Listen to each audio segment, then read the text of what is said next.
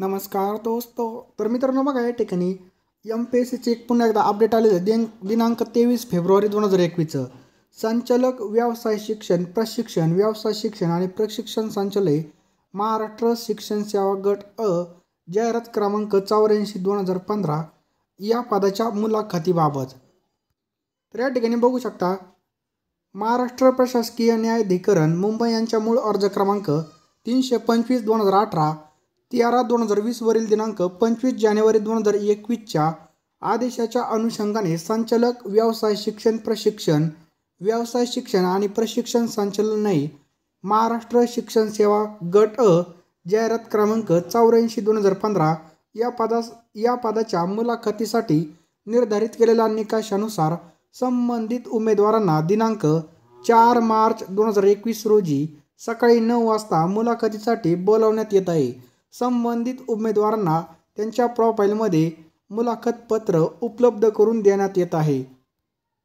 दुसरा पॉईंट काय आहे, दिनांक 4 मार्च 2021 रोजी बोलवलेल्या सर्व उमेदवारांनी प्रमाणपत्र तपासणीवेळी त्यांनी अर्जात केलेल्या शैक्षणिक अर्हता, वयोमर्यादा, अनुभव इत्यादी संदर्भात आवश्यक ती सर्व मूळ प्रमाणपत्रे सादर करणं आवश्यक आहे. मूळ कागदपत्रे प्रमाणपत्रे सादर करण्याकरता कोणतीही मुदतवाढ दिली जाणार नाही. तसेच उमेदवाराने अर्जात केलेल्या दाव्यानुसार उमेदवारांनी धारण केलेला अनुभव जाहिरात आणि निर्धारित केलेल्या निकषातील तरतुदीप्रमाणे असणे आवश्यक आहे, याची संबंधित उमेदवारांनी नोंद घ्यावी.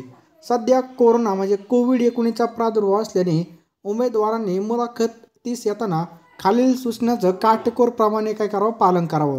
तर सूचना काय आहेत बघा. मुलाखतीला उपस्थित सर्व उमेदवारांनी पूर्ण वेळ किमान 3 पदरी कापडाच्या मास्कचा वापर करावा. वैयक्तिक स्वच्छतेचं पालन काटेकोरपणे करणे आवश्यक आहे. उमेदवाराकडे स्वतःचा सॅनिटायझर असावा, त्याचा वापर आवश्यकतेनुसार करावा. उमेदवाराने सोशल डिस्टन्सिंगचे योग्य पालन करावे आणि मुलाखतीला येताना उमेदवाराने शक्यतो एकटे यावे. कार्यालयात नातलंगाची उगाच गर्दी करू नये. उमेदवारास कोविड सदृश लक्षणे जसे ताप, सर्दी, खोकला इत्यादी दिसून येत असल्यास कार्यालयास कळवावे. जंतू संसर्ग टाळण्यासाठी हात न धुता नाक, तोंड, डोळे यांना स्पर्श करणे टाळावे. उमेदवार टिश्यू पेपर वापरत असल्यास वापर केल्यावर तो तात्काळ बंद कचरापेटीत फेकून द्यावा. शासनाने कोविड-19 प्रादुर्भाव वाढू नये यासाठी शासनाकडून वेळोवेळी दिलेल्या मार्गदर्शक सूचनांचं काटेकोरपणे पालन करावे.